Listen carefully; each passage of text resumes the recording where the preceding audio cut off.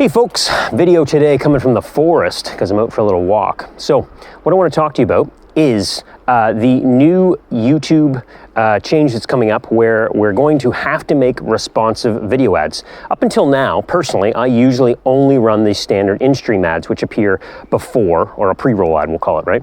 The one that runs before a regular video. And you know, they work great, right? Some of you may have tried what's called a responsive ad, and you'll notice when you do the responsive ad, you've got your video, you've got a long headline, a short headline, a description. It looks more like a discovery ad or a responsive search ad or a responsive GDN display ad. And basically what it means is it gives it more positions that it can show up on. It can show up as a discovery ad on the sidebar or on the homepage of YouTube. It can show up on someone's channel page as an ad. I believe it can also show, actually I know it can, I just don't exactly fully understand where, but on partner sites. I think it's kind of through Display Network is how that's going to work. So this is a change that's being forced on us, you know, come the end, actually in the next few days. And you know, you want to be prepared for it, because if you try and run your regular ads you've been running for in-stream or pre-roll ads as a discovery ad, you're probably going to find that your CPLs go up. Your impressions are going to skyrocket, your CTR is going to go down, and your CPL is going to go up. And there's a few things that you can do to help solve that. So first thing you need to do is when you run a pre-roll ad, your video starts to play right away, right? When it's displayed as a static ad, which is a video still, but they see the thumbnail of it, it doesn't play right away. And that's where the long title and longer description come into play. Now, you can't just rely on that. You need to do more. So here's what you need to do. Hopefully you've got Canva or something. And what I want you to do is I want you to go to Canva and I want you to create a few thumbnails that would use as static display ads that are, you know, 1280 by 720 or whatever the display size is of your video. And you're gonna use those as thumbnails. Now you're gonna wanna upload your video more than once. I would recommend you upload it at least 3 times probably and do 3 different thumbnails for it when you're gonna test it as a responsive ad. This is because we don't know which image is gonna get the highest click-through rate. And while this is a responsive ad, it's not a dynamic ad, which means that we don't have the ability to test multiple static images for our video ad like we would say in a Google Discovery or a GDN responsive ad. So you want to do more than one. This is going to allow us to give us the test for what image works best. You can also test different longer headlines and descriptions with these different videos. Why do you have to upload your video more than once? Because you can only use one thumbnail, static thumbnail image per video. So you want to upload the same video a couple of times and test out a couple of different thumbnails.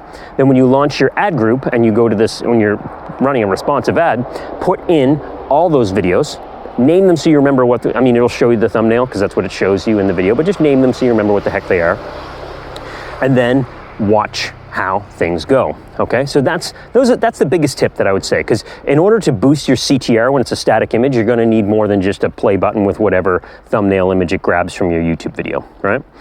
Now, the other things to keep in mind now is we may not get the same result with a click-through from a non-pre-roll placement. So when it comes from another location, when it comes from another place on YouTube, we may find we don't get the same result on our landing page, which means we may want to try a couple different things. We may want to try to advertorial, or we may want to put some more copy on our quiz or form capture page in the form of benefit-based bullets, right? We're going to want to make sure that our headline on our lander matches the benefit that's in the video, which means you may want to end up using more than one lander. If you have different creatives that call out different things, then you may find that you want to create landers that more match the messaging in that video better, right? Now, this is going to take some trial and error. Don't panic, the sky's not falling, right? But Google is making this change, and Google's making all kinds of changes to take away our ability to niche down on their networks, right? They've done it in search quite aggressively, and they're doing more of it. And they're doing it in YouTube, of course, right?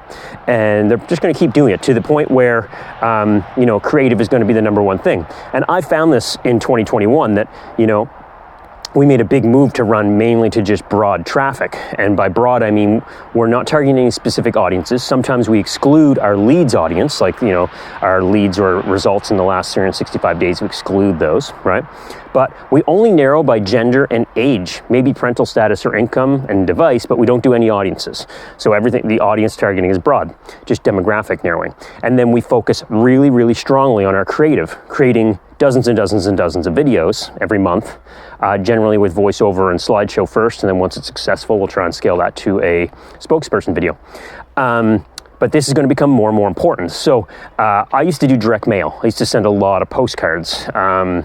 You know, probably a decade ago now, I guess, right? But direct response postcards, lead magnet stuff, right? Get people on a mailing list, get people to opt in on a landing page from a postcard, so we have their email on an email list so we can market to. And that stuff works very well still, right? And that's where digital world's kind of going, except the AI is a hell of a lot better. So if for anyone who ran newspaper, print, or direct mail, this won't be scary for you at all, because basically what's happening is, think back in the day, you know, if you're in the US, you could run unaddressed, you could run every door direct mail, EDDM. In Canada, it used to be unaddressed ad mail. I think it's now just called neighborhood mail or something like that. And you could pick a postal code or a zip code and just mail to everybody in that area. But we knew, oh, big truck driving by me here. We knew we had wasted circulation when we did that. So we'd mail to 10,000 homes, but not every home was a prospect. So now imagine we're basically doing that. We're able to blanket an area or a country or a state or whatever, but the AI is going to get smarter at showing our amazing ad to the right people, right? So in a way, this is going to be a blessing in disguise, but make sure you keep sharpening your copy chops and make sure you keep testing new ads all the time, especially when stuff is going good. So that's my take on the change up that's coming for responsive ads to YouTube. The sky is not falling, even though lots of people are freaking out, but you are going to have to make those changes, in my opinion, if you want to maintain performance. And those are testing multiple thumbnails, testing multiple longer headlines and descriptions, and also doubling down on your landing page creation to potentially make sure you've got more than one landing page variation, which matches your ad copy. And the reason for this is because you're not going to get everybody to watch the whole ad when they're not watching on an in-stream basis, right? So we'll see you in the next video. As always, please like and subscribe to my channel below. Hit the bell to be notified of all my new videos, because I try to make one every day.